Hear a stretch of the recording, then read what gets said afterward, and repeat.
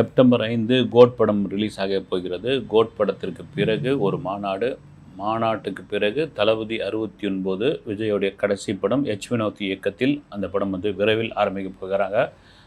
சென்னை அருகில் உள்ள திருப்போரூரில் செட்டு போட்டுட்ருக்காங்கன்ற மாதிரி ஒரு தகவல்.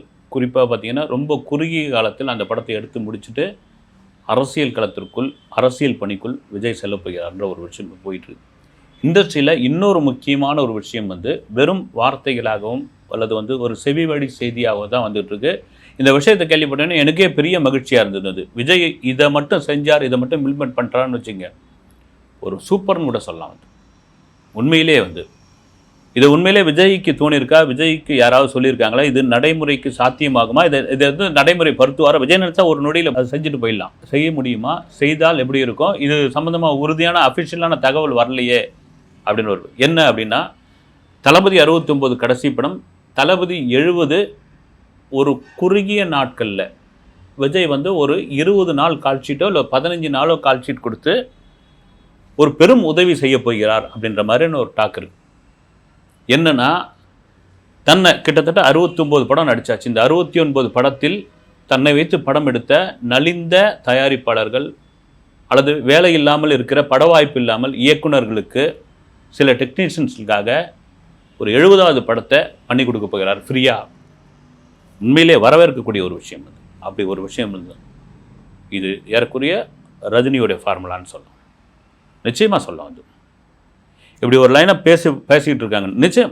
ஏன்னா விஜய் இந்த 69 படத்தில் எல்லா படமும் இட்டுன்னு சொல்ல முடியாது. ஆரம்ப காலத்தில் சில சர்க்கிள்களாக இருந்தது. அப்புறம் அந்த ராஜாவின் பார்வையில் அஜித்தையும் விஜயம் வச்சு பண்ணாருங்கள சவுந்தரபாண்டியன் ப்ரொடியூசர், அவர் கூட இப்போ கொஞ்சம் ஸ்ட்ரகிளாக தான் இருக்கார். அவர் கூட சொல்லியிருந்தார், நான் தான் 2 பேரையும் சேர்த்து வச்சு எடுத்தேன். நான் விஜய் சார் நினச்சா அது ஒன்றாலும் பண்ணலாம் அப்படிலாம் கூட சொல்லியிருந்தார். அது மாதிரி சில பேர் கேட்கறதுக்கு கூச்சப்பட்டுன்னு கூட இருக்கலாம். முதலாளி இல்லைங்களா, ப்ரொடியூசர் முதலாளி தானே இருக்கலாம். இந்த எண்ணம் விஜய்க்கு தோன்றியதா அல்லது யாராவது சொன்னாங்களா, இது நடைமுறைக்கு வருமா, வந்தால் எவ்வளோ சூப்பராக இருக்கும் அப்படின்ற ஒரு விஷயம். இதோட ரஜினி ஏன் சொல்கிறேன் அப்படின்னா, ரஜினி பண்ணியிருக்காருங்க. இன்னும் ரஜினி ஃபீல்டில் இருக்கார். அதுக்கு ஒரு உதாரணம் சொல்லணும்னா, ராஜா சின்ன ரோஜா படம் நடிக்கிறாரு ரஜினி. நடிக்கிறப்போ எஸ்பி முத்துராமன் ஒருத்தர் கூட நிறைய ட்ராவல் பண்ணியாச்சு. ஒரு கட்டத்தில் அந்த இயக்குனருடைய லைம் லைட்டில் அது அவங்களுடைய ஸ்டைல்லாம் மாறும் இல்லைங்களா. இல்லைனா அன்றைய காலகட்டத்தில் யார் லைம் லைட்டில் இருக்காங்க, இல்லை யங்ஸ்டர்ஸ் யாராவது வந்தாங்கன்னா அவங்க கூட ஒர்க் பண்ணலாம். இன்றைக்கும் ரஜினி பாருங்க, லோகேஷ் கனகராஜ், நெல்சன், அப்புறம் ஞானவேல், தாசே ஞானவேல், யார் யாரெல்லாம் இருக்காங்க. இன்னும் கொஞ்சம் 90களில் போன KS ரவிக்குமார், இப்படி அந்தந்த நேரத்தில் யார் லைம் லைட்டில், யார் பரபரப்பாக, யார் கமர்ஷியல் படம் போகிறாங்க, யார் ஹிட் படங்கள் கொடுக்குறாங்களோ அவங்கள கூப்பிட்டு வச்சுக்கிறது. இதுதான் ஒரு ஸ்டார் வேல்யூ, ஒரு சூப்பர் ஸ்டாருக்கான ஒரு டெக்னிக்னு கூட சொல்லலாம். அப்போ ராஜா சின்ன ரோஜா நடிச்சுக்கிட்டு இருக்காரு, போதும் எஸ்பி முத்துராமன் அவர்களுடைய டீம் போதும். எஸ்பி முத்துராமனுக்கு என்ன ஆகிடுது, ரொம்ப நிறைய படம் பண்ணியாச்சு. ரஜினி கமல் மாற்றி பண்ணியாச்சு. ரஜினிக்கு அதிக படம் பண்ணியாச்சு, போதும், வயசும் ஒரு பக்கம் ஆகுது. எல்லாருக்கும் ஒரு தொய்வு ஒன்று வரும் இல்லைங்களா. அவரும் ஒரு முடிவு பண்ணுறாரு, முடிவு பண்ணி ஓகே அப்படின்னு முடியாது. அந்த நேரம் தான், அந்த சமயத்தில் தான் ஃபிலிம் இன்ஸ்டியூட் ஸ்டூடெண்ட் கலக்கிட்டு இருக்காங்க 90s. ஒரு பக்கம் பார்த்தீங்கன்னா ஆர்கே செல்லுமணி, இன்னொரு பக்கம் பார்த்தீங்கன்னா ஆர்வி உதயகுமார். ஆர்கே செல்லுமணி புலன் விசாரணை, கேப்டன் பிரபாகர்னு ஒரு பக்கம் இவர் பார்த்தீங்கன்னா புதிய வானம், உரிமை கீதம், கிழக்கு வாசல், சின்ன கவுண்டர், இப்படின்னு ஆர்வி உதயகுமார் கலக்கிட்டு இருக்காரு. கிழக்கு வாசலுடைய வெற்றி விழாவில் ரஜினி ஓப்பனாகவே சொல்கிறார் மேடையில், நான் ஆர்வி உதயகுமார் டைரக்டரில் நடிக்கணும்னு ஆசைப்படுறேன், சான்ஸ் கேட்குறேன்றாரு. அவர் பதறி போகிறாரு ஆர்வி உதயகுமார், சார் என்ன நீங்கள் நாங்களாம் காத்துக்கிட்டு இருக்கோம், நீங்கள் எங்ககிட்ட சான்ஸ் கேட்குறீங்க அப்படின்னு எல்லாருக்கும் தெரிய ஆரம்பிச்சிருது. ஓகே, ரஜினி புது இயக்குனர்கள் இன்றைக்கி வர இன்ஸ்டியூட் மாணவர்களுடன் பணிபுரியணும் முடிவு பண்ணிட்டார் அப்படின்னு. அப்போ என்ன நடக்குதுன்னா, எஸ்பி முத்துராமன் அவர்களுக்கு ஒரு யூனிட் ஒன்று இருக்குது. அந்த யூனிட்டில் மொத்தம் 14 பேர் அது எஸ்பிஎம் யூனிட்னு சொல்லுவாங்க. ஒரு கேமராமேன், சம்மந்தப்பட்ட எடிட்டர், தொடர்ச்சியாக எஸ்பிஎம் பண்ணுற படங்களுக்கெல்லாம் அவங்க தான் வருவாங்க. சில பேர் கம்பெனி ஆர்டிஸ்ட்னுவாங்க. சில கம்பெனியில் பார்த்தீங்கன்னா அந்த ஆர்டிஸ்ட் தான் போடுவாங்க, அந்த நடிகர்கள் தான் பயன்படுத்துவாங்க. அதனால தான் சில பேர் கம்பெனி ஆர்டிஸ்டும். இப்போ என்னென்னா, எஸ்பி முத்துராமன் அவர்கள் டைரக்ஷனை விடுறாரு, இல்லை அவர் அவர் ஒரு ரிட்டைர்மெண்ட், அவரே ரிட்டைர்மெண்ட் கொடுத்துக்கிறாரு அப்படின்பொழுது அவருக்கு என்னென்னா, நம்மளை நம்பி இருந்த 14 பேருடைய வாழ்க்கை என்ன ஆகும் அப்படின்னு ஓப்பனாக போய் ரஜினி அவர்களிடம், இவங்களுக்காக ஒரு படம் பண்ணி கொடுங்களேன் ரஜினின்றாரு. பண்ணிடலாம் சார், அதனால ஒன்றும் இல்லை அப்படின்னு நல்லா தீர்க்கமாகவே சொல்கிறாரு. பண்ணிடலாம் சார், என்னென்ன தன்னுடைய திரைவாழ்வில் இவ்வளோ பெரிய அந்தஸ்து வந்ததற்கு மிக மிக முக்கியமான காரணம் டைரக்டர் எஸ்பி முத்துராமன் என்பது எல்லாருக்கும் தெரியும், ரஜினிக்கு ரொம்பவே தெரியும். ஓகே சார், பண்ணிடலாம் சார். ஒரு நல்லது பண்ணும்போது 4 கெட்டது யாராவது பண்ணிக்கிட்டே இருப்பாங்க இல்லைங்களா? அந்த சமயத்தில் தான் யாரோ ரஜினிகிட்ட காதில் வந்து ஊதுறாங்க வந்து, சார் அந்த எஸ்பிஎம் டீமில் இருக்கிறவங்களாம் நல்ல வசதியாக தான் இருக்காங்க, அவங்களாம் ஒரு குறைச்சலும் இல்லை, அவங்க என்ன சார் வந்து எந்த ப்ரொடியூசர்கிட்டேருந்து சம்பளம் வாங்காமலாம் இருந்தாங்க, அதெல்லாம் நல்லா காரு பங்களான்னு செட்டிலாகி தான் இருக்கிறாங்க அப்படின்னு ஒரு விஷயத்தை தூக்கி போடுறாங்க. ரஜினிக்கு வந்து எப்போவுமே ஒரு மனசு முடிவு பண்ணி அவங்களுக்கு பண்ணணும்னு நினச்சா பண்ணிவிடுவார், பண்ணக்கூடாதுன்னு நினச்சா பண்ண மாட்டார். அப்போ நான் என்னென்னோ வந்து பேசுகிறாங்க, இது பண்ணுறாங்க, அவர் விட்டு போய்கிட்டே இருக்கிறாரு. கவிதாலயாவுக்கு டேட் கொடுக்குறாரு அண்ணாமலைக்கு. பட் இந்த கால் ஷீட் கிடைக்கல. ஒரு பக்கம் பார்த்தீங்கன்னா ஏவிஎம் வந்து பேசுகிறாங்க. வந்து ஏவிஎம் என்ன சொல்கிறாங்க, எஸ்பி முத்துராமனுக்காக அவங்க யூனிட்டுக்காக வந்து பேசுகிறார். ஏவிஎம் சரவணனும் அவருடைய மகன் குகனும் வந்து பேசுகிறாங்க ரஜினிகிட்ட வந்து. கிளம்பி ஏவிஎம் சரவணன் நேராக ரஜினி வீட்டுக்கே போயிடுறாரு. ரஜினி பதட்டம் ஆயிடுறாரு. சார் நீங்கள் சொல்லியிருந்தா நான் வந்திருப்பேன்ன்றாரு. இல்லை இது நான் வரத்தான் முறை ரஜினி, உட்காருங்க அப்படின்னு சொல்லி எஸ்பிஎம் யூனிட்டுக்கு ஒரு படம் பண்ணுங்களேன்னு அவர் அப்படியே யோசிச்சு, சார் நான் ஏவிஎம்க்கு ஒன்றா படம் பண்ணிட்டேமான்றாரு. இல்லை ஏவிஎம்க்கு நம்ம அப்புறம் பண்ணலாம், நிச்சயமாக பண்ணலாம், ஆனால் கொஞ்சம் பொருளாதார ரீதியாக எல்லாரும் சரியாக இல்லை, எல்லாருமே வந்து கஷ்டப்பட்டுக்கிட்டு இருக்காங்க, உங்களை வச்சு இவ்வளோ தூரம் இத்தனை படம் பண்ணிட்டாங்க, நீங்கள் நினச்சி பாருங்கள், இத்தனை படங்கள் கிட்டத்தட்ட 30க்கும் மேற்பட்ட படங்கள் பண்ணிட்டாங்க, நீங்கள் ஒரு உதவியாக பண்ணுங்களேன் அப்படின்னு அவர் மனதை அப்படியே மாற்றுறாரு வந்து. அப்போது நமக்கு சொன்னவங்க வந்து தப்பாக சொல்லியிருக்காங்கன்ட்டு ரஜினி புரிஞ்சுக்கிறார். சரி சார் நான் பண்ணுறேன் அப்படின்றார். அப்போ இவங்க என்ன சொல்கிறாங்க, ஏவிஎம் எஸ்பிஎம் 2 கூட்டணியில் சேர்ந்து அந்த படத்தை பண்ணலாம் பண்ணும்போது ஒத்துக்கல ரஜினி. நான் ஏவிஎம்முக்கு தனியாக ஒரு படம் பண்ணுறேன், எஸ்பிஎம் சாருக்காக அவங்க யூனிட்டுக்காக ஒரு படம் பண்ணுறேன் அப்படின்னு ஓகேன்றார். ஒரு கால் ஷீட்டும் கொடுக்குறாரு. ரஜினி முதலாக தமிழ் சினிமாவில் திரையில் அறிமுகமானது அபூர்வ ராகங்கள். அந்த அபூர்வ ராகங்கள் அறிமுகமான அந்த கேரக்டர் பெயர் வந்து பாண்டியன். ஸ்ரீ விஷாலாட்சி ப்ரொடக்ஷன் அப்படின்னு பேனர் வந்து, ஏன்னா தயாரிப்பு ஃபுல்லாக ப்ரொடக்ஷன் பார்த்துக்க பொறுத்து ஏவிஎம் சரவணனும் அவருடைய மகன் குகனும் தான். அவங்க தான் அந்த பேனர் உருவாக்குறாங்க.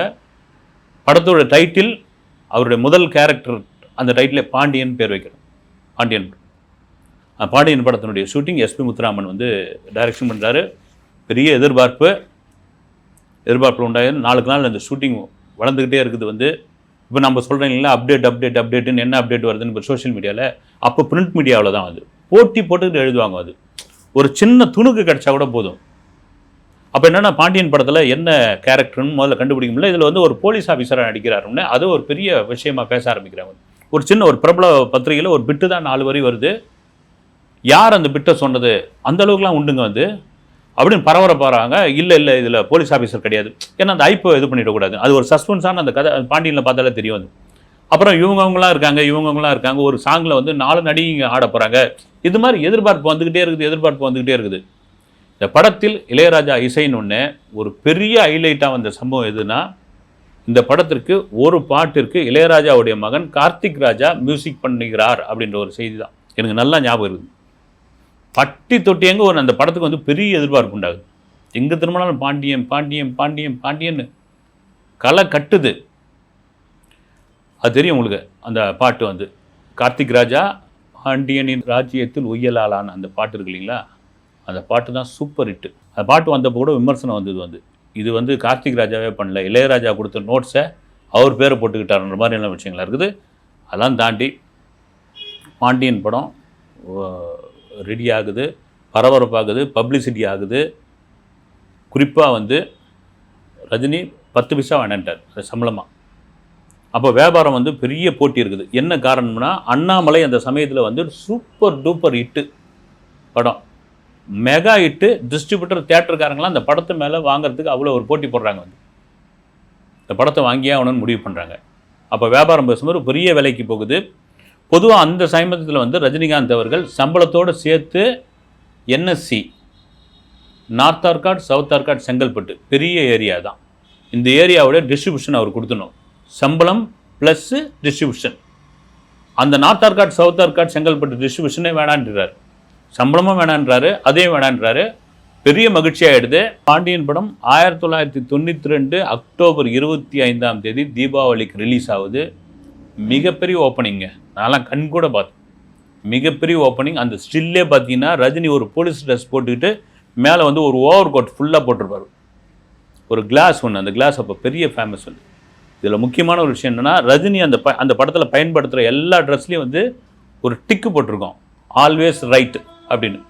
அந்த ட்ரெஸ்ஸை போட்டுக்கிட்டு பல ரசிகர்கள் வந்து படம் பார்க்க வந்தாங்க. அதை போட்டுக்கிட்டே இருந்தாங்க, ரைட் அப்படின்னு சிங்கிலும். சார் பேர் மிஸ்டர் ரைட்டு அப்படின்னு அந்த ரைட்டோடய தான் வரும் வந்து. அப்படி ஒரு ஓப்பனிங், அப்படி ஒரு எதிர்பார்ப்பு. அதே சமயத்தில் தேவர் மகனை வருது. தேவர் மகன் இட்டு பாண்டியன் ஃப்ளாப்னு ஒரு டாக் வருது.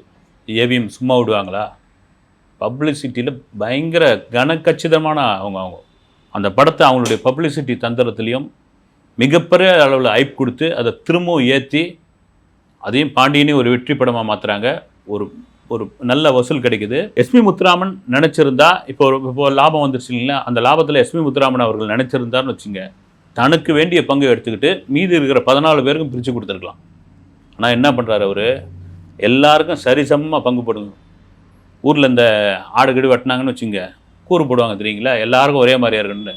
அது மாதிரி எல்லாருக்கும் சரிசமமாக போடுகின்ற இடத்துல தான் ஒரு உயரத்துக்கு போகிறார். ரஜினியை நெகிழ்ந்து போகிறார். அந்த எஸ்பிஎம் யூனிட்டில் இத்தனை ரஜினி படம் பண்ணாங்க இல்லைங்களா, எல்லாருக்கும் ஒரு கணிசமான தொகை கிடைக்குது. மனநிறைவாக ரஜினியை வாழ்த்திட்டு போகிறாங்க. அப்புறம் அருணாச்சலம் படத்துக்கு இது நடந்தது, அது உங்களுக்கு தெரிஞ்சிருக்கலாம். இப்போ விஜய் தளபதி 70 அது மாதிரியான ஒரு படமாக அவர் பண்ணி கொடுத்தார் என்றால், ஏன்னா அரசியலுக்குள்ளே வரப்போகிறார் என்றால், அத்தனை சினிமா நெஞ்சங்களும் அவரை வாழ்த்தும் என்பதில் மாற்று கருத்தே இல்லை. நடக்குமா என்பதை பொறுத்திருந்து பார்ப்போம். அடுத்த வீடியோவில் சந்திக்கிறேன். நன்றி.